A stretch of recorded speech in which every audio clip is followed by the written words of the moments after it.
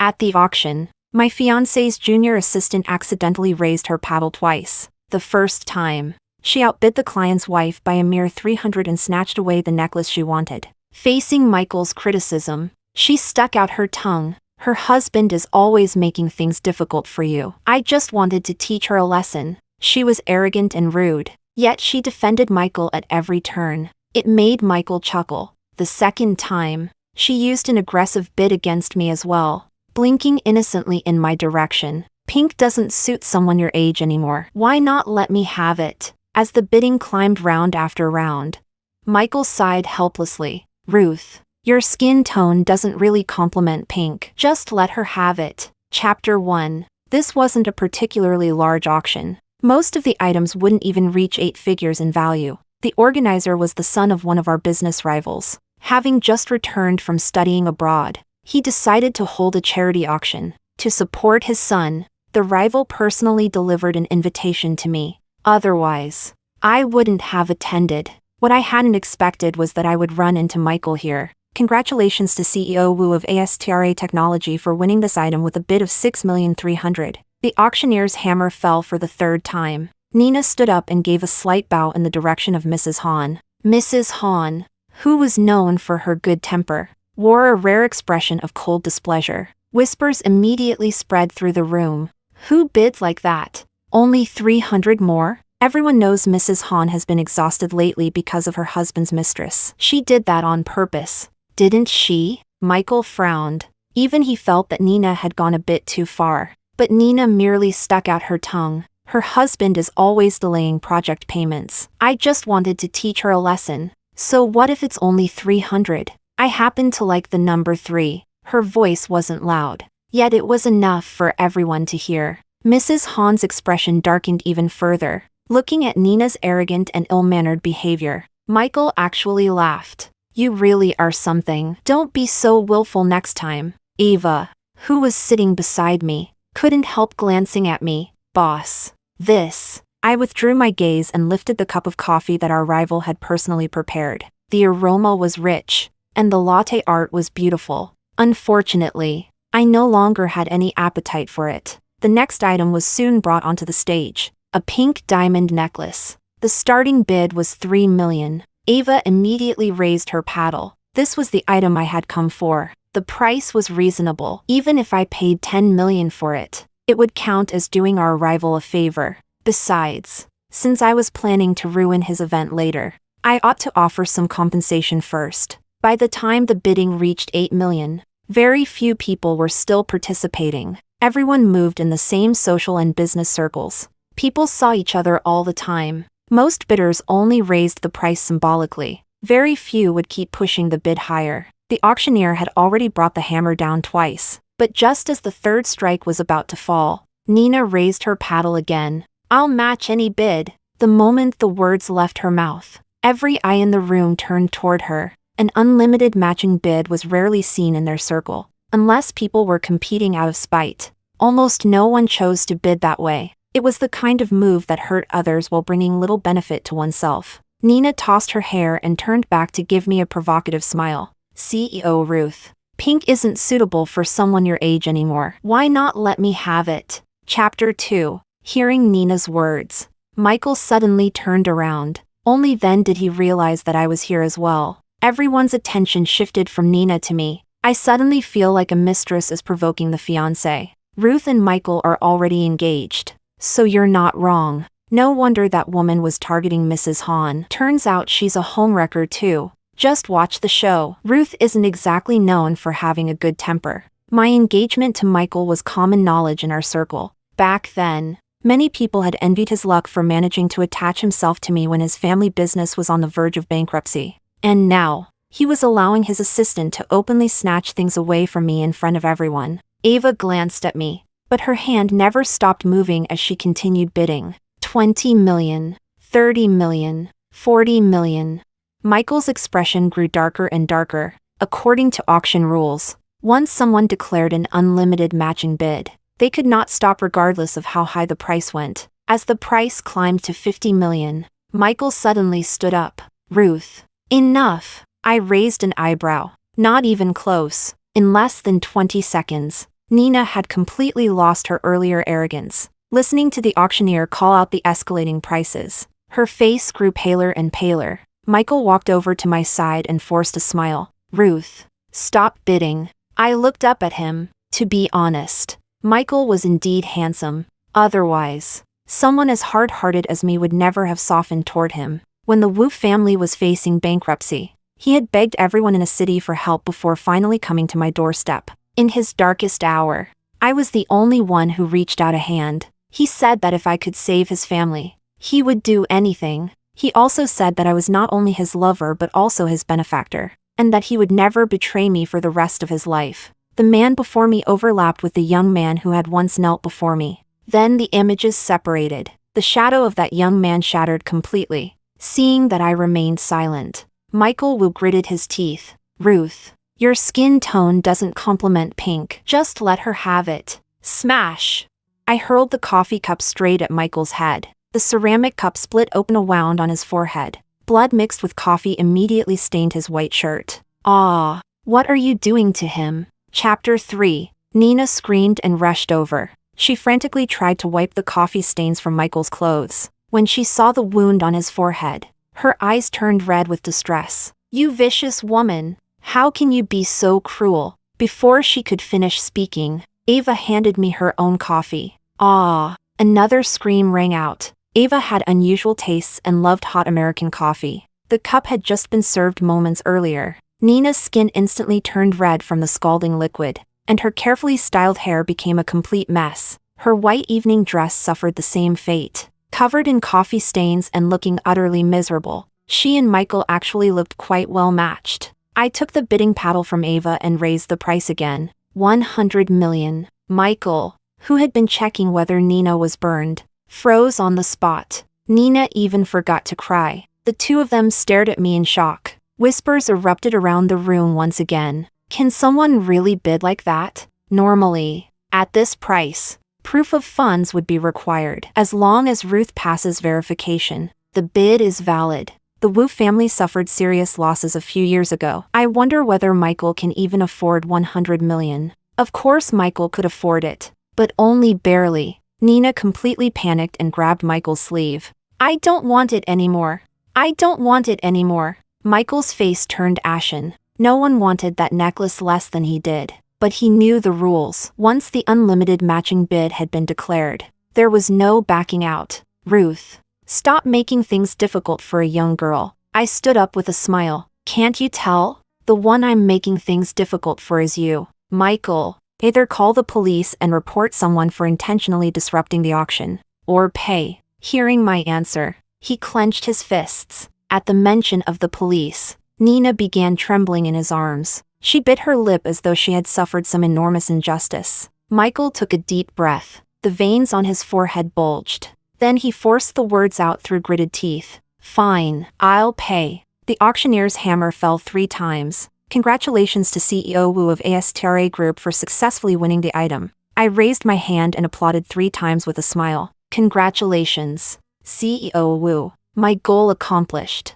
Ava and I turned to leave, but unexpectedly, the Nina who had been crying moments earlier stepped in front of us and blocked our path. Chapter 4. "You can't leave. You assaulted CEO Wu and threw coffee on me. You have to pay the price for this. I'm calling the police." I raised an eyebrow. I hadn't expected her to still have the nerve to stop me. Michael grabbed her arm. "Nina, stop making a scene." No one knew where Nina found the strength, but she shook Michael Wu off in one motion. "CEO Wu, how much longer are you going to put up with this?" Michael fell silent. I couldn't help laughing. I had no idea what kind of drama the two of them were trying to perform. As if encouraged by his silence, Nina pointed at me and shouted, "You old woman, do you even realize that CEO Wu got tired of you a long time ago? He's a person, not some dog you keep on a leash. Do you really think he loves you? He'll never forget the humiliation you put him through. Because of you, people outside keep talking nonsense. Some even call him a kept husband." Growing more emotional, Nina looked around at the crowd, seeking validation. No man could ever accept a woman like that, right? The room instantly fell silent. Then a snort of laughter broke the quiet. "If a woman spent that much money on me, I'd even take her last name. Someone immediately chimed in. Exactly. As if pride were worth that much money. That's over $1 billion worth of support. How many people's self-respect could that buy? Nina froze in place, looking utterly ridiculous. I glanced at Michael. His expression had become even uglier. We had been together for almost 4 years. I knew him well. He had always been a golden child, full of pride and confidence. Before the age of 23, he had never experienced any real hardship. Then bankruptcy shattered every ounce of his arrogance. Now, his pride had been pieced back together. He wanted to enjoy the benefits of living off someone else's wealth while pretending he wasn't. What he couldn't accept was having that fact stated openly to his face. By exposing the deepest insecurity hidden in his heart before so many people, Nina had done exactly that. Michael would never be grateful to her for it. Shut up! Nina jumped at Michael's roar. She blinked helplessly, completely at a loss. Looking at her expression, Michael ultimately couldn't bring himself to be harsh with her. Lowering his head, he grabbed her wrist and tried to leave. Ruth, this was my fault today. I'll come apologize to you tomorrow. Ava raised an arm and blocked his path. This lady insulted Ruth. She can't leave yet. I curled my lips into a smile. Ava always understood me best. Ever since I became an adult, no one had ever insulted me without paying a price. Michael closed his eyes. Apologize. Nina stared at him in disbelief. Apologize. Tears streamed down Nina's face. I'm sorry. Michael looked at me deeply before turning toward the exit, but Ava blocked him again. CEO Wu. Now it's your turn. Michael spun around. Ruth, don't push this too. Smack. Before he could finish, my slap cut him off, watching the clear handprint appear across his face. I couldn't help smiling. This was excessive? I hadn't even started doing the truly excessive things yet. I accepted the wet wipe Ava handed me and carefully cleaned the fingers that had touched his skin. You think we can still continue like this? Hearing that, Michael stared at me in disbelief. What do you mean, Ruth? Is something this small really worth all this? Nina is my assistant. She only came with me because she wanted to broaden her horizons. You've already hit people. You've already made a scene. What more do you want? What more did I want? Ruth, was not a philanthropist. Of course I intended to make him return everything he had taken from me, with interest. I stepped forward until my face was inches from his. Michael, I've heard the story of the farmer and the snake since I was a child. Do I look like the farmer to you? Perhaps my gaze was too aggressive, because Michael instinctively took a step back. Why, what do you mean? If you think my money humiliated you so much, then pay it back. I have always known how to take things and how to let them go. Love can be thrown to the dogs. Money cannot. Chapter 5. When I stepped out of the venue, a light rain had begun to fall. The weather in a city changed without warning. Before the auction started, the sky had been perfectly clear. Holding an umbrella, I lit a cigarette in the rain. Through the swirling smoke, I seemed to see Michael as he had been when he first came to me. The rain that day had been much heavier than this. Spring had only just arrived in a city, and the grass had not yet fully turned green. Michael wore thin clothes, and all the pride and elegance he usually carried had vanished. He said nothing. He simply knelt at the entrance of my home. In truth, Michael and I had never been particularly close. Besides, I had only recently taken over the company at the time. My half-brother was watching me like a hawk. My own father was constantly setting obstacles in my path. Originally, I had no intention of helping him, but he had a brilliant mind and a handsome face. Michael knew exactly what he was doing. The fact that he had come to me meant he already knew we had shared similar experiences. When my father nearly drove the company into bankruptcy, I had begged others for help just as he was doing now. Only after being caught in the rain yourself do you think about holding an umbrella for someone else. Whether it was because of his looks or because I valued his talent, it didn't matter. Back then, I really had softened. I still remembered the way he looked when he made his vow. He said that if he ever betrayed me, he would die a miserable death. Ruth, the rain is getting heavier. Get in the car. Ava lowered the car window and called out to me. I stubbed out the cigarette and opened the door. Michael, it's time for you to face that miserable fate. Chapter 6. Terminate all cooperation with ASTRA Group. Recall everyone from the project teams. Have the marketing department prepare a statement. Michael spent $100 million on his mistress. I am heartbroken and have decided to end the engagement. And the Lee Group is officially severing all ties with ASTRA. Ava froze upon hearing my instructions. In business, I had always preferred moderation. Rarely did I act on impulse. Ruth, this will hit ASTRA hard, but we'll suffer losses too. I said nothing. Instead, I took a folder from the safe and handed it to her. I hadn't lied to Michael. I had witnessed the story of the farmer and the snake with my own eyes since childhood. That was why, the moment I decided to help him, I kept a backup plan. Every dirty thing Michael had done over the years was recorded in this folder.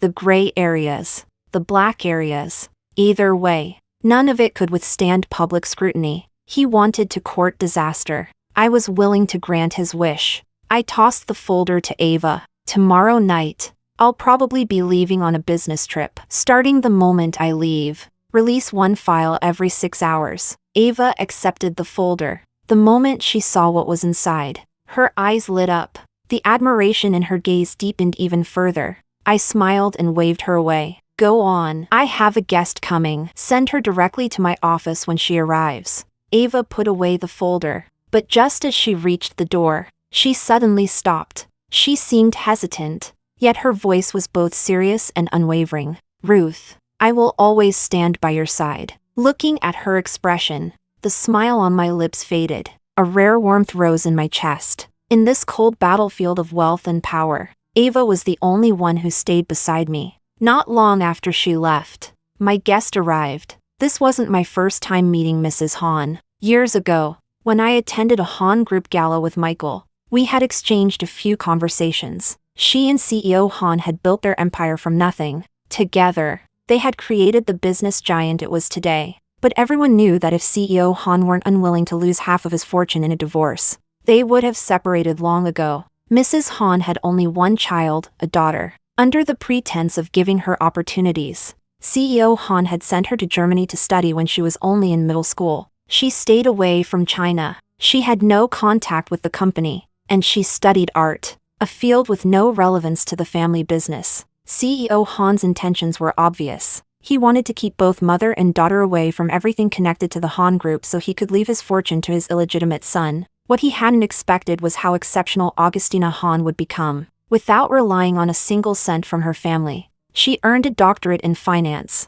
Now, Mrs. Han wanted her daughter to return to China. CEO Han wanted her to remain abroad forever. The two sides were locked in a stalemate. Ruth, I'd like to discuss a partnership. Mrs. Han took a sip of tea. The warmth and friendliness she had deliberately displayed at the auction were completely gone. Her eyes were sharp and commanding. No woman who had come this far in life was ever simple. The Han Group had been Astra's largest client for the past 2 years. After I helped Michael survive the crisis, Astra underwent rapid reforms. It cut 40% of its traditional industrial operations and threw itself fully into the booming new energy industry. Within just 2 years, it developed top-tier batteries and secured a partnership with the Han Group. In this market, only the Han Group had enough demand to absorb such a massive battery supply. The moment that partnership ended, Astra would fall into trouble once again, and this time, it would be far worse than merely standing on the edge of bankruptcy. Ruth Lee, if this succeeds,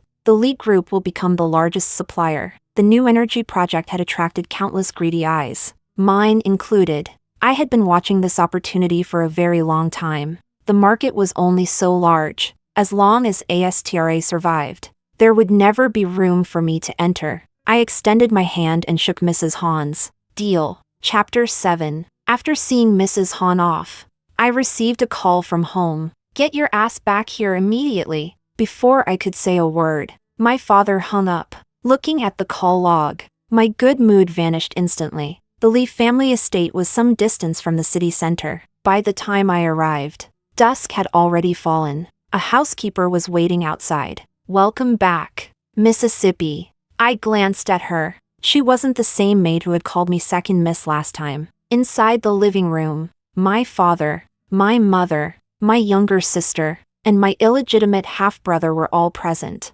Sitting together, they almost looked like a happy family of 4. Big sister sure is busy. Mom and Dad had to wait 3 hours for you. The moment I stepped inside, Jenny's sarcastic voice rang out. Naturally, I'm much busier than you. I shot back without even looking at her. My relationship with my sister had never been good.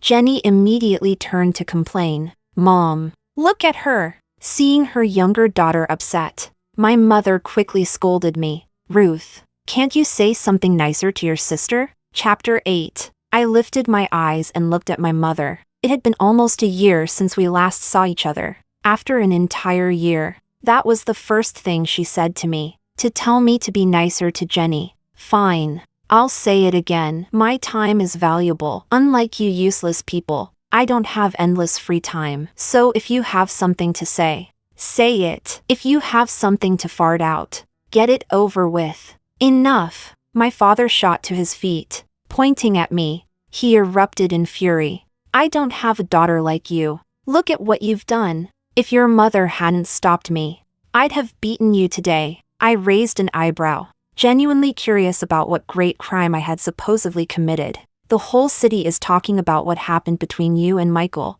Everyone keeps asking me what's going on. What nonsense about the Lee Group cutting ties with ASTRA? How dare you say something like that? Ruth, this is the business world, not some childish game. Withdraw that public announcement immediately. You couldn't even keep a man interested and let an assistant steal him away. If you're not capable enough, then hand Michael over. Do you think ASTRA is still the same company it was 4 years ago? Because of your stupidity, the Wu family has completely recovered. If you keep acting like this, you might as well hand over the company now. Otherwise, sooner or later you'll destroy it yourself. He launched into a passionate tirade. By the time he finished, his face was red from the effort. I frowned. From all that yelling, I extracted 2 important pieces of information. First, hand Michael over. Second, hand the company over. As for whom they wanted me to hand it to, I turned toward my illegitimate half-brother, Cole, who had remained silent ever since I entered. It seemed the company was meant for him. Noticing my gaze, Cole coughed lightly. Ruth, you really made the wrong move this time. When you lose, you have to accept it. My eyes slowly swept over him from head to toe. A custom-made suit, hair perfectly combed, leaning back in his seat with his fingers interlocked, looking as though everything were under his control, and perched on his face was a pair of gold-rimmed glasses. I had no idea where he learned this cliché CEO look. Did he think dressing like that would make him a real CEO? I hated that expression more than anything. I grabbed the crystal ashtray from the coffee table. Bang! The crystal ashtray slammed directly into his head. The impact was so powerful that Cole didn't even manage a scream before collapsing into the sofa. The gold-rimmed glasses he used to look sophisticated shattered into pieces. I looked down at him from above. Cole, if you run your mouth and get hit for it, then accept that too. What gave him the right to lecture me? Everyone in the living room was stunned. They hadn't expected me to actually resort to violence. Jenny shrank into my mother's arms in fright. The ferocity my father had shown toward me vanished instantly as he rushed over to check Cole's injury. After all, this was his only son, the one he was counting on to reclaim the family fortune. If I had knocked him stupid, all their plans would be ruined. Looking at the 4 of them, I tossed aside the ashtray. Oh, and one more thing. You can stop dreaming about having Coley parade around under the Lee family name and scam his way into opportunities. Both you and your precious son have already been blacklisted across the entire industry. And that Miss Lou Cole has been courting recently? I'll make sure the Lou family learns exactly what kind of person he really is. You walked that path yourself, so don't even think about letting your son walk it too. My father pointed at me, trembling with rage. You ungrateful monster. Are you trying to destroy your own brother? I shook my head. Then I answered, slowly and clearly, Dad, I'm trying to destroy all of you. Chapter 9. To avoid actually giving my father a heart attack and ending up accused of patricide, I decided to leave the estate first. What I didn't expect was for my mother to chase after me. She grabbed my hand, acting as though we were a normal mother and daughter. Ruth, I really wanted to have a proper talk with you today. I know you had feelings for Michael, and things ending up like this must be painful for you. But you have to think about the bigger picture. You invested so much money into the Wu family. Are you really willing to watch all of it go down the drain? Michael is successful now, so it's only natural that he has a bit of a temper. And honestly, I know your personality isn't exactly easy either. The two of you were never a good match. But look at Jenny. She's gentle and sweet-tempered. You know she likes Michael. Why let a good opportunity go to outsiders? I looked down at the hand gripping mine. We had never been close. It must have been difficult for her to force herself to flatter me for Jenny's sake. Mom, do you remember that today is my birthday? My mother froze. She clearly hadn't expected that question. A trace of regret flashed through her eyes, followed by panic. I'm sorry. Mommy's just been so busy. Tell me what you want, and I'll buy it for you. The corner of my mouth curled upward. Today isn't my birthday. Under her stunned gaze, I pulled my hand free. Then I stepped on the accelerator and drove away from that disgusting place. My parents didn't love me. I had known that for a long time. In families like ours, unhappy marriages were usually the result of business arrangements. But my family was different. My parents had married for love. My mother fell in love with my father at first sight and became obsessed with him. For his sake, she even defied my grandparents and secretly registered their marriage. Back then, my grandfather's family held immense power. With my grandfather's support, my father, a former illegitimate son himself, secured the inheritance rights to the Lee Group. At the time, my parents were deeply in love. They had 2 daughters within 3 years. Unfortunately, good times never lasted. As my grandfather's influence faded, so did their love. My father became increasingly impatient. At first, he simply spent more time at business functions. Later, he stopped coming home at night. Eventually, he brought other women into the house. My mother had grown up as a pampered heiress. Naturally, she refused to accept her husband's betrayal quietly. She caused scenes at home. She caused scenes at his company. As time went on, my father started avoiding her, and in a desperate attempt to attract his attention, my mother deliberately locked me outside the house. It was 18 degrees below zero, the coldest period of the year in a city. Unfortunately, her dramatic sacrifice achieved nothing. My father never even received the message. I spent half the night freezing outdoors. The next morning,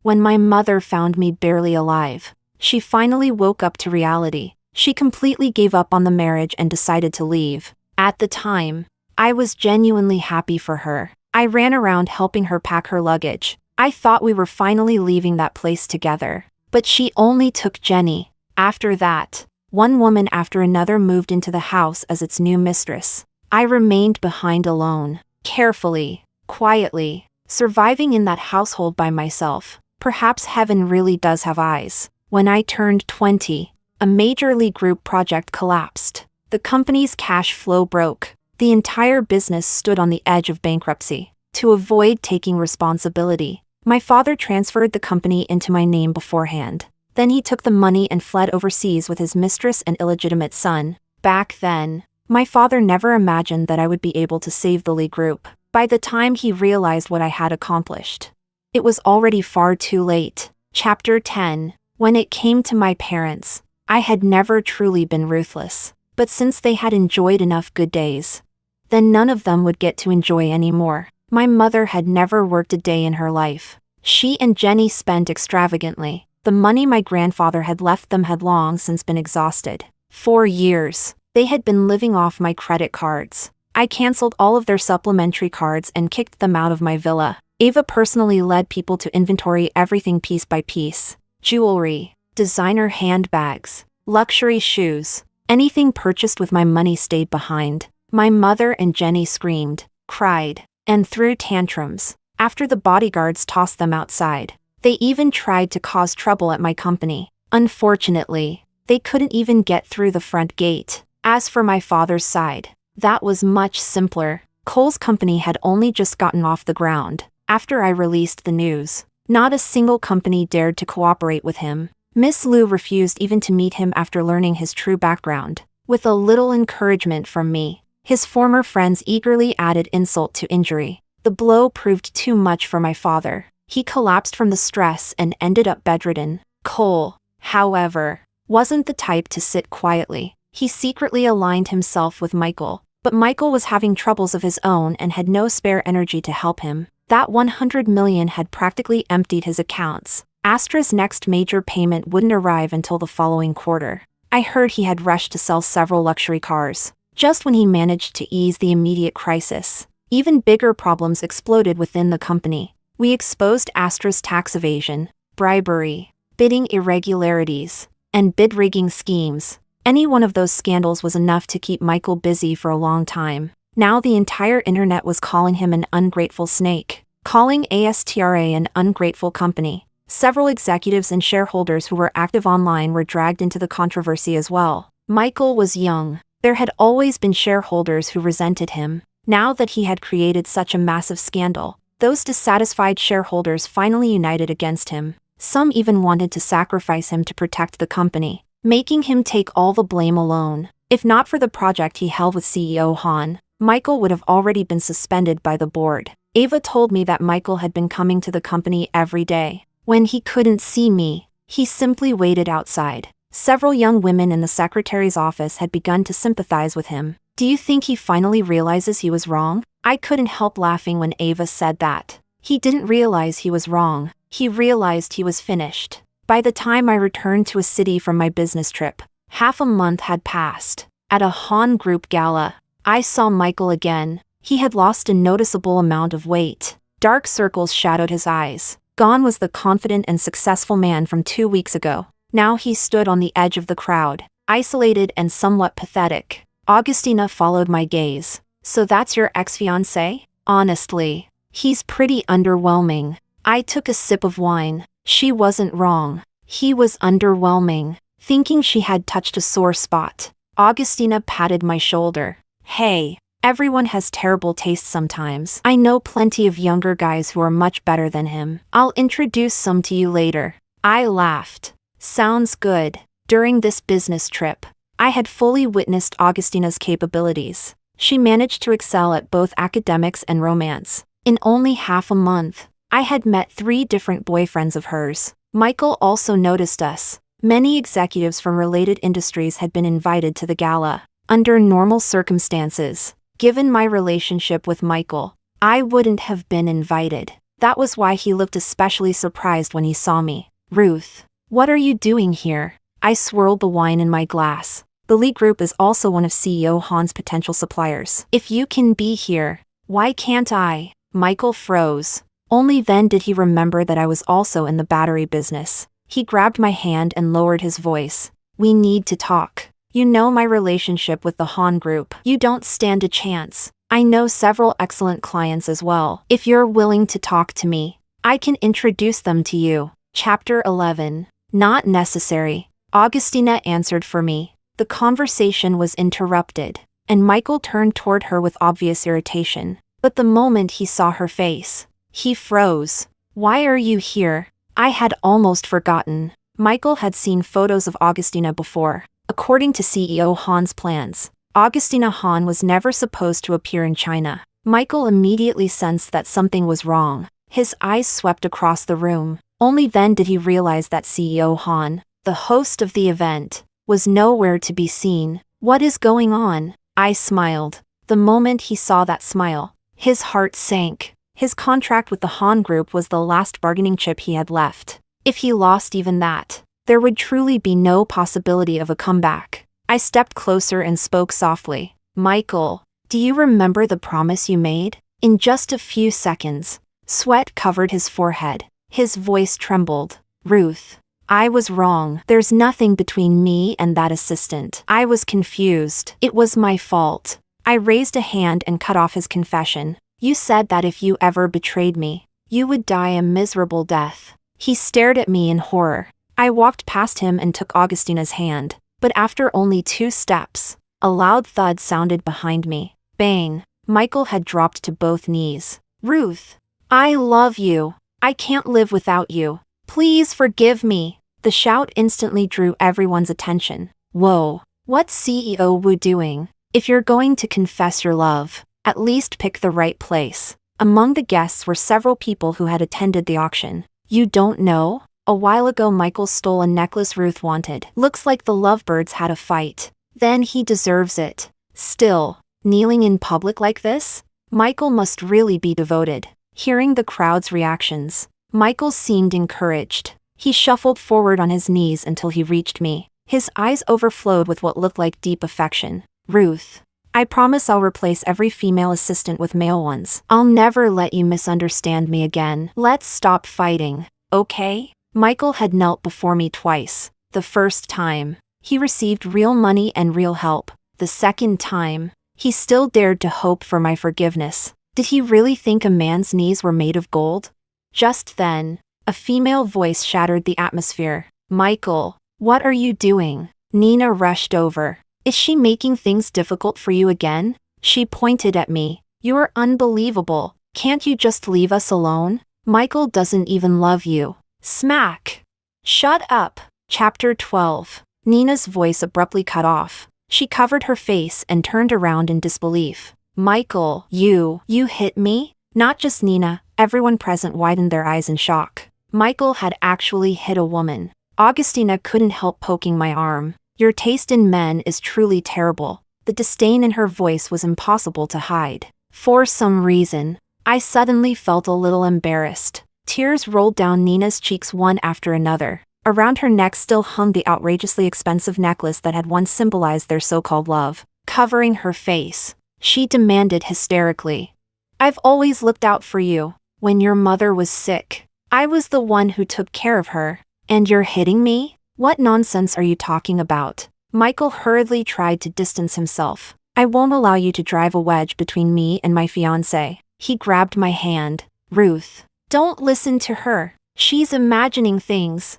She's lying. Before I could react, Nina grabbed Michael by the collar. I'm lying? You were the one who said you never loved Ruth. You said you only valued her abilities. You said you'd been fed up with her for a long time. You told me all of that yourself. And now suddenly I'm the one who's lying? Under the shocked gaze of everyone present, Nina punched Michael square in the face. Then she tore the necklace from her neck and hurled it at him. Spit! I was blind to fall in love with someone like you. Michael, you're not worthy of being called a man. With that, Nina turned and walked away. She looked delicate and slender, but apparently she packed quite a punch. The blow sent Michael crashing to the floor. For a moment, the banquet hall was so silent it was almost frightening. I crouched down and looked at Michael's bruised and battered face. Ruth, he raised a hand toward me. Just like 4 years ago, he wanted me to pull him back up. The corner of my lips lifted. For the first time in a long while, I smiled at him. Michael, it's time for you to face that miserable fate you promised yourself. Chapter 13. The banquet continued. Security escorted Michael out. CEO Han never appeared throughout the entire event. Augustina represented the Han group from beginning to end. Before the banquet concluded, she officially announced that the Han group would terminate its partnership with ASTRA and begin cooperating with the Lee group instead. Everyone present was sharp enough to read between the lines. After witnessing the spectacle at the beginning of the evening, they all understood what had happened. Not a single person mentioned Michael's name again. Instead, they all congratulated me. The day after the announcement became public, Michael was suspended for damaging the interests of ASTRA Group in the massive corporation that ASTRA had become. Not a single shareholder spoke in his defense, and suspension was only the beginning. A series of investigations would soon follow. Based on the evidence I had released, 7 or 8 years in prison would not be surprising. I also poached his entire research and development team. The years of effort he had poured into building his empire ended up benefiting me instead. His downfall was almost tragic. No one had expected things to spiral this far because of an assistant. Still, the person who suffered most wasn't Michael. It was Cole. He had been counting on Michael to help him make a comeback. Now even that last hope had vanished. Later, my father came to see me again. He looked several years older. His hair had turned noticeably whiter. For the first time, he even seemed genuinely remorseful. He shed a few tears in front of me. How ridiculous. A man who had spent his entire life manipulating people's feelings was suddenly heartbroken over losing his daughter's affection. Clearly, brute force hadn't worked. Now he was trying the pity tactic. I didn't expose him. Instead, I gave him and Cole a chance. The company was opening a new branch in Africa. I told them that if both of them worked there for a full year, I would return the company to my father. He made me confirm it over and over again. He even insisted that I put it in writing. In the end, he and Cole boarded the plane happily. I personally went to see them off, because I knew they would never come back. My mother tried the same pity tactic. She was far better at it than my father. When I visited her, she couldn't even get out of bed. She lay in a shabby basement apartment, her face pale as a ghost, holding my hand weakly. She said, "Ruth, Mommy doesn't know how much longer she has to live. I know I've failed you. I won't be able to make up for it in this lifetime. I'll have to carry that debt into hell. But your sister is innocent. The mistakes I made shouldn't be taken out on her." As soon as she finished speaking, Jenny threw herself onto her mother and burst into tears. I stared at the two of them expressionlessly. If I hadn't known she merely had a cold, I might have thought she was actually dying. I stood up and smoothed out the wrinkles she had left on my shirt. "When you're dead, the debt dies with you. We can talk about it then." The two crying figures froze. My mother abruptly looked up. "You really want me to die that badly?" Looking at her face, I said nothing. For years, there had been questions I wanted to ask. Why? Why had she only taken Jenny with her? Why hadn't she taken me too? Or, if she could only choose one child, why not take me and leave Jenny behind? But as I looked at her now, I no longer wanted answers. I had always known them. Wasn't it simply because she didn't love me? I had known that all along. When you and Jenny left me behind, you should have known this day would come. Mom, don't appear in front of me again, because if you do, I honestly don't know what I might do to you. Ignoring their cries, I opened the door and walked away. Before saying those words, I thought it would hurt. I thought it would tear me apart. But the only thing I felt now was relief. Ava had been waiting outside the entire time. When she saw me come out, she let out a breath of relief. Then she looked at me carefully. "Augustina just called. She wants to invite you out for hot pot tonight." I rubbed my temples. After signing the contract with the Han Group, I had been so busy that my feet barely touched the ground. Coming here today had already required squeezing time out of an impossible schedule. How could I possibly have time for hot pot? "No," Ava pouted. "Boss, let's go." She looked slightly embarrassed. Augustina also invited 5 handsome younger men. 5? She said 1 for you, 1 for me, and 3 for herself. "So, we're going."